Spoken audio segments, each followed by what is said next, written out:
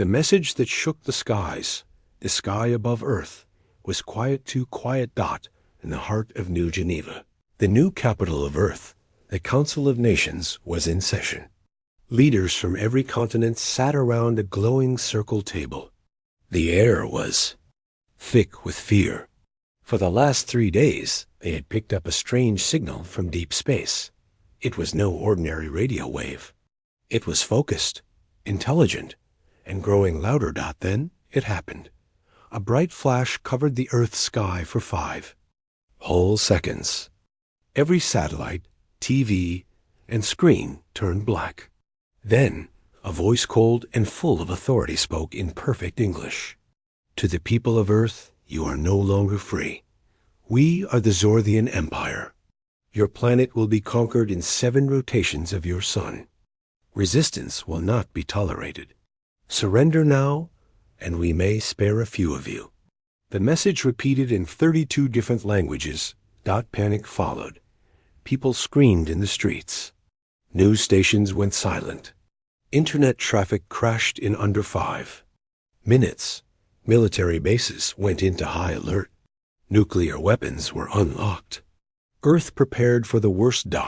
But far away from the noise and panic. Deep under Antarctica, someone didn't panic. Inside a cold, silent base buried 2 miles beneath the ice. A man named General Marcus Riker watched the message replay. He didn't flinch. Behind him, 10 officers stood in silence. They wore no uniforms, no badges. Their eyes were calm.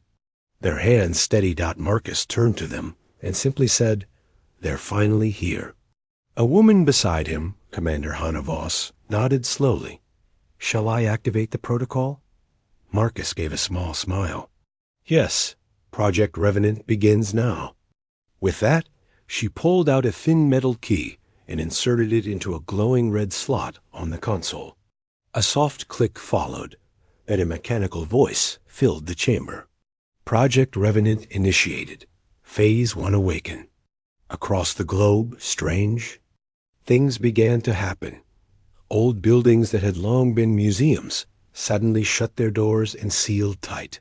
One building in northern Siberia, marked as a weather station, opened to reveal a hangar with massive metallic pods inside. In the deserts of Arizona, a power grid that hadn't lit up in 80 years came online, humming with blue light, and in orbit around Earth, 6 satellites blinked awake, satellites that no space agency had ever recorded. The world thought it was unprepared, but Earth had been watching the stars for centuries, waiting. Back in New Geneva, the Council was shouting. Some wanted to surrender. Others wanted to launch nukes now. But no one had a plan. That's when an old screen flickered on in the middle of the chamber. A man's face appeared. General Riker. "Leaders of Earth," he began, voice calm. "You don't know me, but I know all of you. I speak to you now, not as a soldier, but as the man who saw this coming 50 years ago. Who are you?" the Indian president demanded. "How did you access our channel?" Riker ignored the question. "You must understand something. Earth is not caught by surprise. Earth has been preparing, quietly, carefully, patiently, for this moment. We do not panic. We do not beg. We respond." The room went silent. "Who are the Zorthians?" asked the U.S. Secretary of Defense. "Do you know them?" Riker nodded. "Yes, they've destroyed 42 worlds before us. We studied them. We learned their patterns, and now we break them." In space, a huge object appeared behind Earth's moon. Cameras struggled to focus. It was the Zorthian invasion fleet. Dark, spiked ships stretching for miles. Over 300 warships, all armed, all ready. Earth's. Militaries scrambled. Jets flew, lasers charged. But Riker and his team stayed calm. "They don't know what's waiting for them," Riker whispered. Back in Antarctica, Commander Voss opened a door, revealing a long dark hallway with glowing lights on each side. Inside, the walls were sleeping. Pods, Cryogenic soldiers, frozen for decades, each pod lit up one by one. Inside them, soldiers opened their eyes, men and women trained for war in space, for enemies not of Earth. This wasn't a war Earth had to win by surprise. It was a war. Earth had been waiting for ***, the protocol. No one knew the world still trembled after the message from the Zorthians. Panic was everywhere. People were leaving cities. Military jets roared across skies, and bunkers filled with scared families. But deep underground, far away from cameras and news, a different world had already started moving. Inside the icy fortress beneath Antarctica, General Riker stood in front of a massive black door. On the center of the door was a single word. Revian the door hadn't been opened in 67 years. Code confirmed. Commander Hannah Voss said, as a large console scanned her eye and accepted her voice. The door hissed open, revealing a long room, filled with dust, old computers, and crates marked Earth Emergency Command, Top Secret. Riker walked in slowly, his boots echoing. He looked at a large metal container in the center of the room. This is what the world was never supposed to know, he said. Voss nodded. Only if Earth faced extinction. Riker touched the container. It scanned his fingerprint and opened with a heavy click. Inside was a glowing blue cube dot. No one would guess, just by looking at it. But this cube was one of Earth's most dangerous creations. It was called the Mind Seed back in the 2080s. When alien signals were first discovered, Earth's greatest minds had come together to form a secret group called the Black Circle. Their mission? Prepare Earth for the day it would be invaded. No one believed them back then. Governments called them paranoid. Most people thought the alien signals were just space noise. But the Black Circle didn't stop. They worked in secret, funded by silent allies. They developed weapons, strategies, and even future soldiers, and stored them across hidden bases. Project Revenant was their final defense plan. And now, the plan was waking up. Riker placed the Mind Seed cube onto a platform and activated it. The lights in the room turned blue. A low hum filled the space. Mind Seed online, connecting to global node, accessing Earth vaults. Across the world, secret facilities unlocked.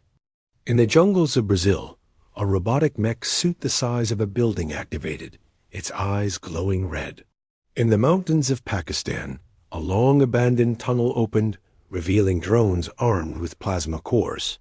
In the oceans, a sleeping fleet of stealth submarines coated with alien-like metals began, rising silently toward the surface. None of this had ever been seen by the public. It was as if Earth had been playing weak on purpose.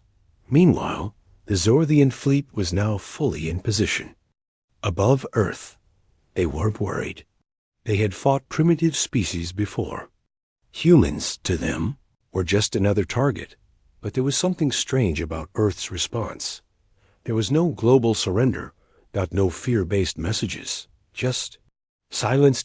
Inside the Zorthian command ship, Supreme Warlord Kavrax watched Earth's movements with suspicion. His eyes narrowed. They should be panicking, he growled. Why are they not begging yet? An alien officer replied, scanners show no planetary shield, no galactic fleet, no serious weapons. But strange energy. Spikes are being detected near their poles. Kavrax turned. Show me. A screen displayed a brief flash one that came from deep inside Antarctica. That's not natural, Kavrax hissed. They're hiding something. He didn't know how right he was. Back underground, Riker stood before a massive display screen. The face of a man appeared, old, wrinkled, and barely alive. He was one of the original Black Circle founders, kept alive by advanced stasis. Riker, the man said with a weak smile. It's time? Riker nodded. Yes, sir. They're here. The man gave a faint laugh, then let the galaxy know. Earth was never their victim. We are the storm. The screen faded. Commander Voss turned to Riker. Should we tell the world? Riker shook his head. Not yet. The less they know, the better. Let the Zorthians keep thinking we're unprepared. Suddenly, the mind seed cube turned red. A voice echoed through the chamber. Alert. Incoming orbital scans blocked.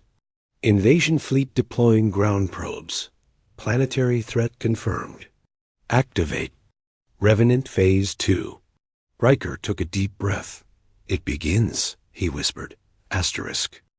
The Zorthian warships hovered above Earth, like shadows from an old nightmare. They were massive, black, and silent, spread across Earth's orbit like a hunting net. Their shape was smooth but deadly, with glowing red lines tracing across their lee.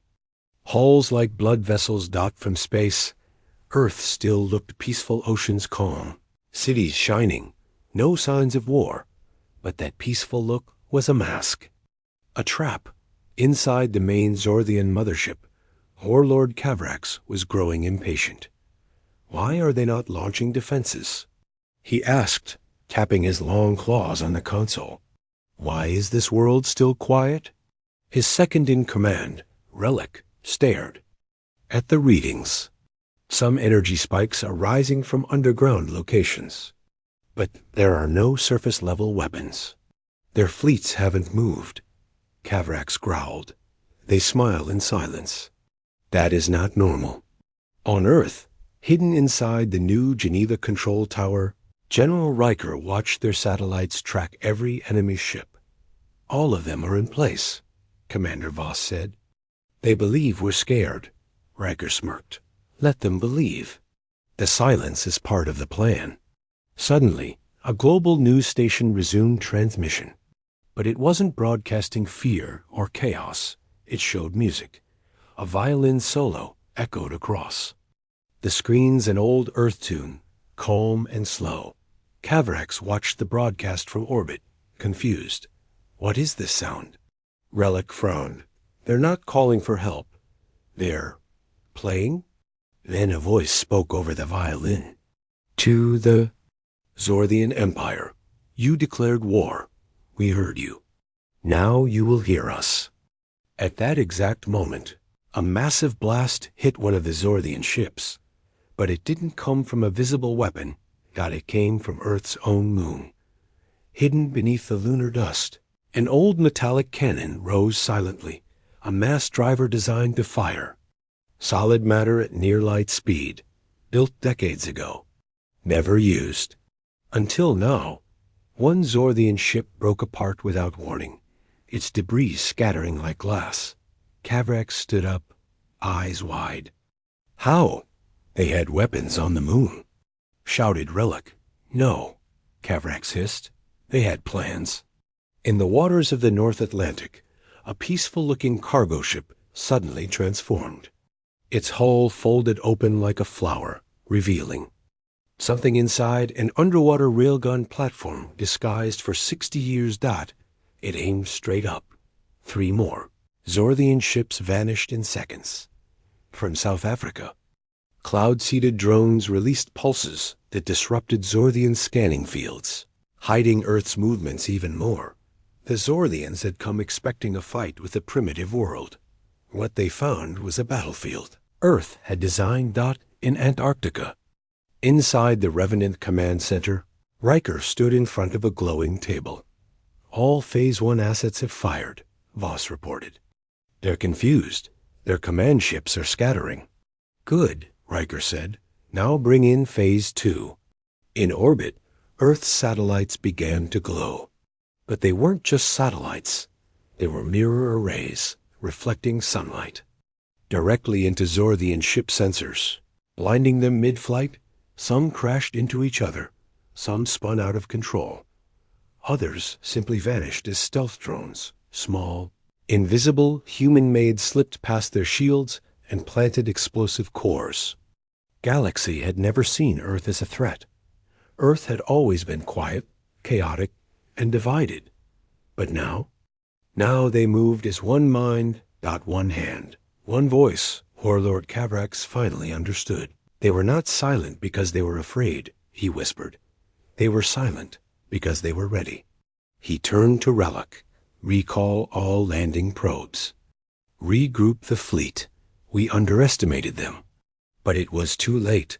From behind Saturn, an object entered the battlefield moving faster than anything the Zorthians had tracked before. But it wasn't a ship. It was. The Sky Hammer, a kinetic weapon.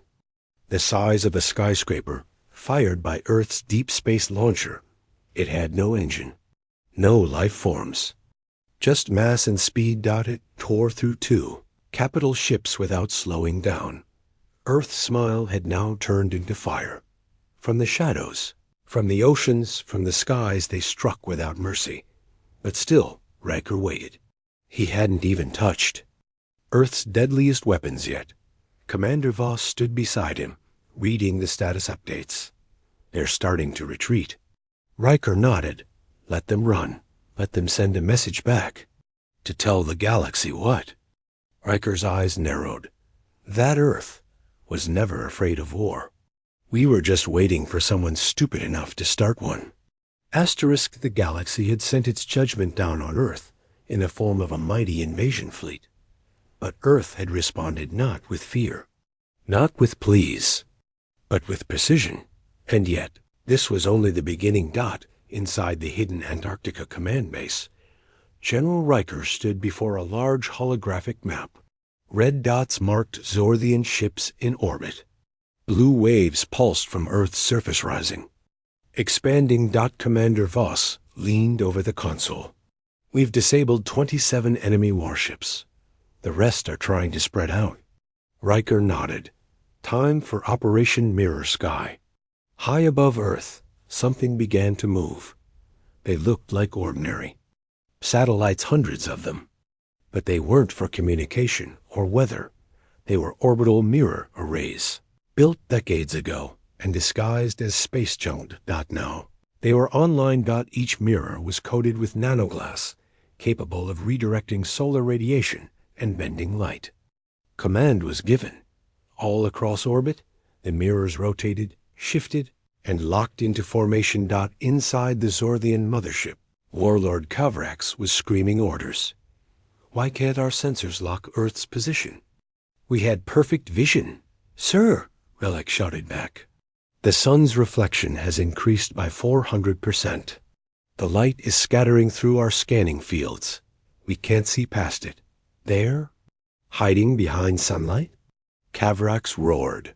But it wasn't just hiding. It was warfare through light. The Zorthians tried to target Earth's ground bases. Their beams fired, only to be redirected by invisible mirrors in the upper atmosphere. They ended up firing on their own ships. Confusion spread fast. Alien pilots lost formation. Weapons overheated. Command ships reported collisions and sudden blindness. Whole squadrons were flying blind. Back on Earth, in a desert base beneath Nevada, a team of scientists smiled. This is working better than simulations, said Dr. Ellen Cruz, the lead engineer of Mirror Sky. The feedback loops are forcing the enemy to think they're attacking Earth when they're actually targeting themselves. They're punching shadows, Riker replied from the Antarctica base, watching the results.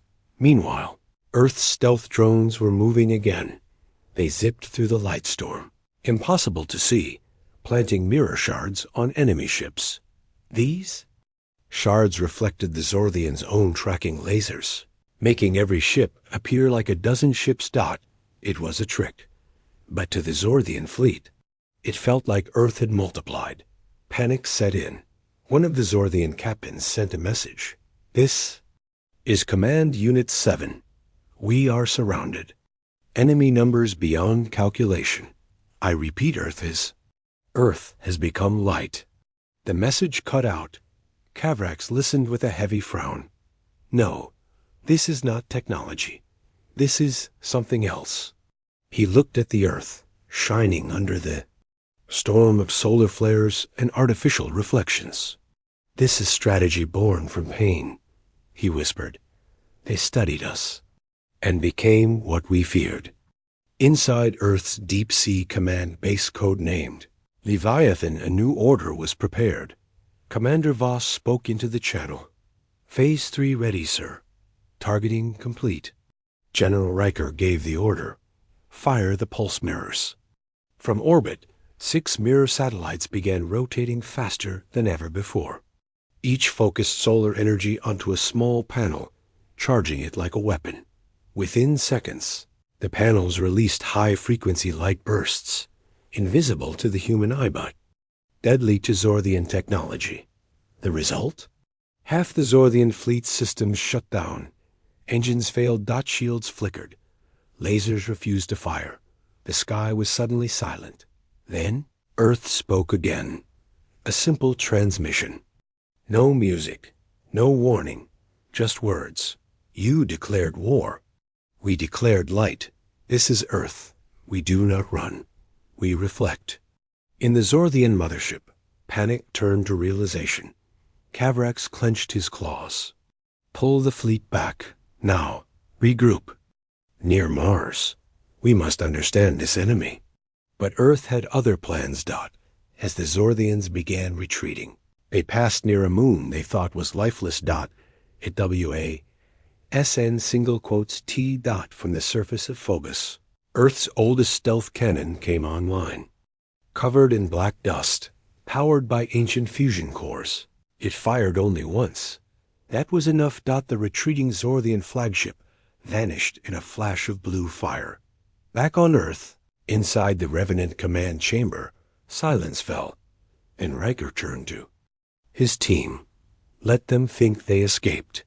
Let them speak of light and fear. Let them run. He looked up at the digital map of the galaxy. "Because next time, we won't wait. We'll meet them halfway." The Zorthian fleet was broken. Some ships were shattered. Some lost in light. Some limped away, confused and blind, disappearing into the cold void near Mars. The invasion of Earth was supposed to take hours. It hadn't even lasted a full day. But deep underground, in the Revenant command base, Earth's leaders were not celebrating. They were silent, because they all knew one chilling truth. Earth had just won a battle without using its most dangerous weapon. Inside the sealed chamber below the base, General Marcus Riker stood in front of a thick, black vault door. The air was colder here. The walls hummed with energy, like the room itself was holding its breath. Commander Hannah Voss stood beside him.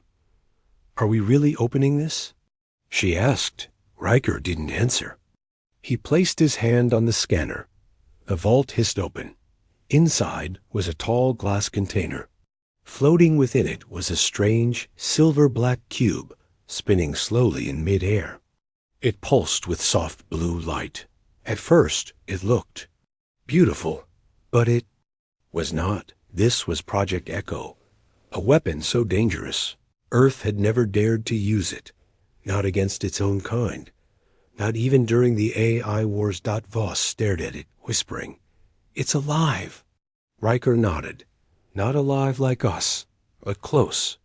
Echo doesn't destroy planets. It destroys belief."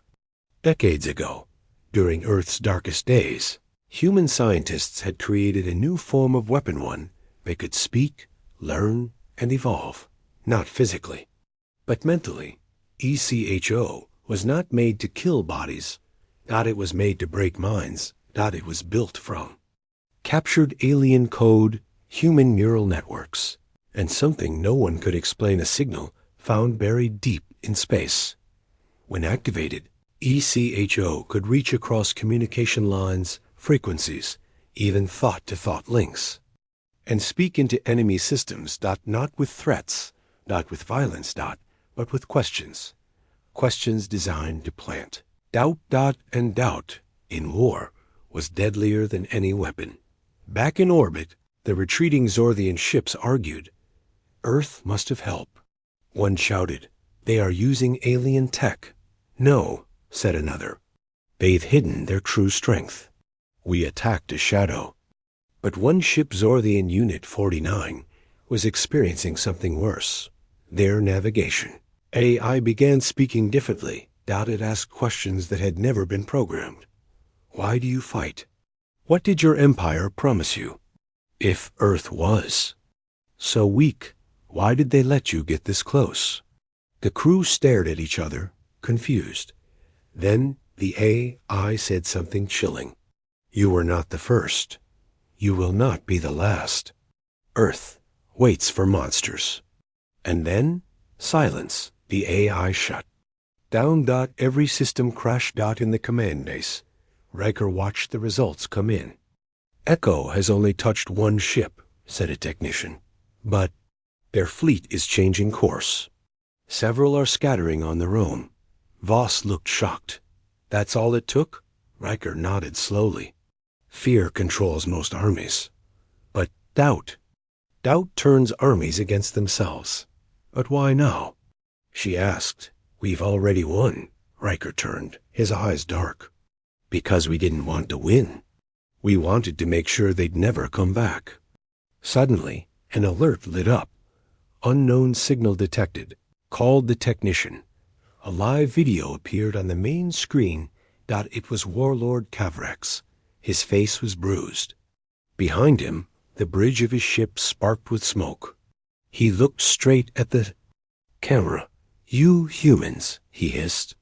You hide your weapons behind silence and lies. You play with shadows. You reflect war. He leaned closer. You haven't won. Riker stepped forward. We haven't even started. Kavrax's eye twitched. For the first time, the great warlord looked unsure. Riker didn't threaten. Didn't shout. He simply said, We beat you without firing our darkest weapon. Ask yourself, Kavrax, what do we have waiting in the dark that we still haven't used? Kavrax ended the transmission and fled. In the silence that followed, Earth's leaders finally relaxed. The war was over, but the message had been sent. Earth does not scream. Earth does not beg. Earth prepares and waits. And when the time comes, Earth decides what to use. Back in the vault, ECHO returned to sleep, but its final message hung in the air, printed on every Zorthian broadcast it had touched. You declared war on Earth. You assumed we feared it. But Earth was designed for war, and we didn't even open the last door. The Zorthian Empire had never experienced silence like this. No victory chance. No returning fleet. Only static. And fear. Their warships had either vanished, scattered, or crawled back with systems broken and crews whispering about Earth's strange light. Earth's silence. Earth's mind. But something even more unexpected was about to happen. For the first time in Zorthian history, a warship refused to follow orders. Aboard Zorthian Unit 12, Captain Droxel Kur stared at the blinking red transmission on his screen. Return to Sector Prime. Prepare for counter-assault. New fleet forming. Droxel didn't reply. His crew waited. For hours. Finally, he stood. Tell the crew to silence their signals, he said. No one responds. His second officer blinked. Sir? Droxel turned toward the viewing window, where Earth's pale blue glow still hovered in the distance. This war was supposed to show our power, he whispered. But Earth showed us something else. Something terrifying. He paused. They fought like they knew every step we would take. They didn't scream. They didn't run. They waited. And now the waiting had ended. Droxel made a decision no Zorthian captain had ever made. He changed course. Toward Earth. On the surface, in the Revenant command base, an alert went off. Sir, incoming ship, said Voss, rushing to Riker's side. It's one of theirs, but it's flying with 0 weapons online. General Riker narrowed his eyes. Broadcast? None, the technician said. They're coming in dark. No shields, no weapons, no tricks. Riker paused, then gave the order. Let it land. But keep Revenant units nearby. Hours later, a Zorthian shuttle touched down outside. New Geneva. World leaders watched nervously. The door hissed open. And Captain Droxel Kur stepped out without armor, without guards, and without fear. His voice echoed across the airfield. I am not your enemy. I saw your war, and I saw your restraint. My empire destroys without thought. But Earth, you held a weapon you never used. He looked at the sky. You could have ended all of us. But you didn't. Why? Riker stepped forward. Expression unreadable. Because ending you wasn't the goal, he said. Changing the future was. Word spread fast. A Zorthian defector had arrived. And another ship came. Then 3 more. Within days, over 20 Zorthian commanders requested asylum. On Earth. They brought data maps, fleet logs, strategies, weaknesses of the Empire itself. The galaxy, once united under Zorthian fear, began to crack. Other species smaller, once enslaved by the Empire, saw Earth's victory and began to whisper. Maybe Earth isn't the last world. Maybe Earth is the first. In the halls of New Geneva, Earth's leaders met once again. But this time, there was no panic. There was purpose. Riker spoke before the council. We've never wanted to lead the galaxy. But we no longer have a choice. We can wait for the next empire. Or we can reshape what comes next. Commander. Voss stepped forward with a digital blueprint. It showed Earth's new proposal. The Revenant Accord, a peace coalition, built not on fear, but on preparation, defense, and respect. Some were skeptical. Why would they trust us now? One asked. Riker responded, because we never used the worst weapon we had. And in this galaxy, mercy is the rarest power of all. Soon. After, a Zorthian transmission was intercepted. Do not return to Earth. Do not believe their kindness. Do not forget who the real masters are. But no one obeyed. Earth had changed the game. The war had shifted, not because of stronger bombs, but because Earth had shown discipline. Because Earth had shown the galaxy something terrifying. Humanity can prepare for monsters without becoming one. Far above the world, Project Revenant began building something new. Not a weapon, not a trap. A gateway to connect worlds, species, and knowledge. And above it, a message was etched in steel. We didn't start the fire, but we know how to end it. The stars were quiet again, but silence in space never meant peace. It meant someone was waiting. The Zorthian Empire was wounded, but not dead. In the outer rim of the galaxy, warlords gathered in secret, furious at the humiliating retreat from Earth. They blamed fear. They blamed defectors. But most of all, they blamed Earth. And Earth knew it wasn't over. Not yet. Inside the highest level of the Revenant command base, General Riker stood watching a giant 3D map of the galaxy. Red zones showed the remaining Zorthian sectors. Yellow showed unstable systems. Blue glowed across newly allied planets. And in the center of it all, Earth, still spinning. Still standing. Commander Voss entered with a data chip. We intercepted a new signal, she said quietly. Riker took it. The signal was short, only 5 words. The flame will return soon. He stared at it.